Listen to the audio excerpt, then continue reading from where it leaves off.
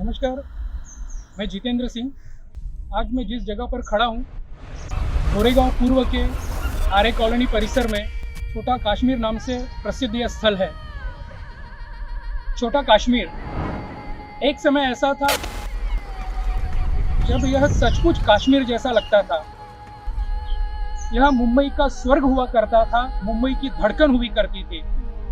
लेकिन आज इसकी बदहाल हालत देखकर बहुत दुख हो रहा है।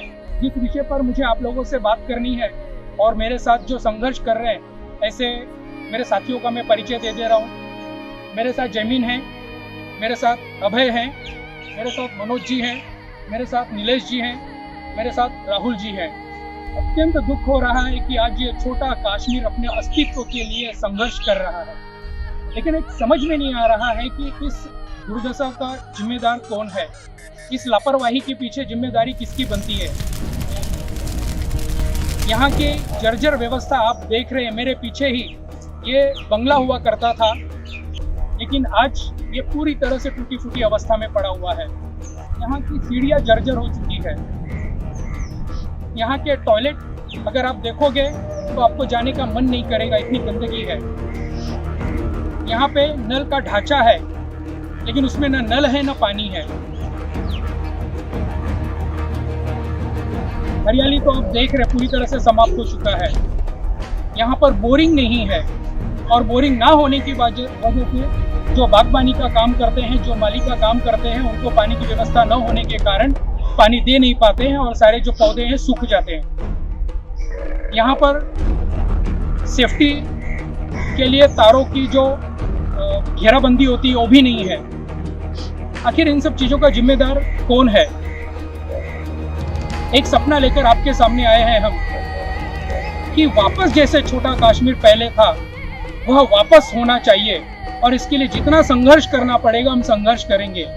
और इस विषय को लेकर 21 अगस्त 2019 को हमने डेयरी आयुक्त को एक पत्र लिखा था और उनसे प्रत्यक्ष मुलाकात भी की थी। उनसे आग्रह किया था कि आप इस जगह का निरीक्षण करें और इसकी खूबसूरती वापस लाने का काम करें।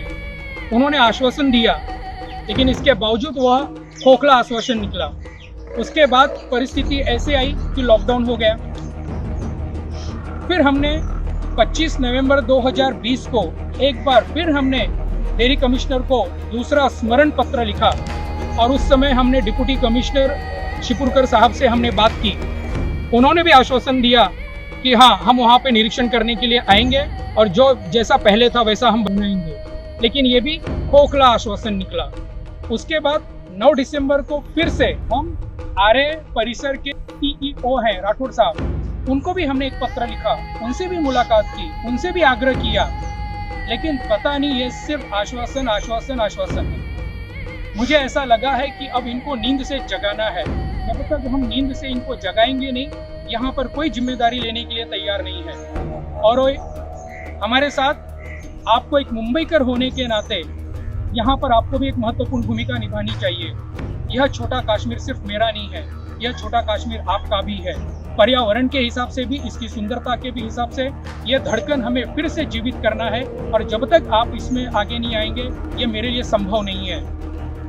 छोटा कश्मीर हम छोटा कश्मीर की तरह देखना चाहते हैं। और ठीक कुछ ही दूरी पर आगे की तरफ पिकनिक पॉइंट है, उस पिकनिक पॉइंट की भी ऐसे ही दुर्दशा है, और वहाँ पर भी न टॉयलेट की व्यवस्था है, न पानी की व्यवस्था है, न स्वच्छता की व्यवस्था है। सेम समझ में नहीं आता है कि इसकी जिम्मेदारी किसकी बनती है। अरे इतना बड़ा परिसर है, इतनी सुंदरता यहाँ पर बनाई जा सकती है। एक पौधा लगाने के लिए हमसे सरकार जो है प्रयास करती है, और हम भी एक पौधा लगाकर कितना खुश हो जाते हैं। यहाँ पे तो पूरा का पूरा पर्यावरण बचाना है। यह जिम्मेदारी किसी न किसी की तो बनती है। लाखों रुपए की सैलरी लेते हैं, बड़े बड़े एसी ऑफिस में बैठते हैं, लेकिन काम करने की मानसिकता न इनके पास है, न इच्छा शक्ति इनके पास है। यह इच्छा शक्ति जगाने का काम मुझे, हमको और आपको करना है। हाथ जोड़कर मैं आप लोगों से निवेदन करता हूँ कि इस संघर्ष में आप हम सबका साथ जरूर दें, और यह जो वीडियो के माध्यम से मैं आप लोगों के सामने अपनी बात रख रहा हूँ, इस वीडियो को ज़्यादा से ज़्यादा लोगों तक आप पहुँचाने का काम करें, ताकि जो कुंभकर्ण की नींद में सो रहे अधिकारी लोग हैं ये जाग जाए और ये मेरा छोटा कश्मीर, ये मुंबई का छोटा कश्मीर, ये मुंबई की धड़कन एक बार फिर जीवित हो जाए और फिर एक बार अपने अस्तित्व को ये पाले। एक बार फिर से आप सभी से आग्रह करता हूँ और आप सभी का बहुत बहुत धन्यवाद करता हूँ। नमस्कार।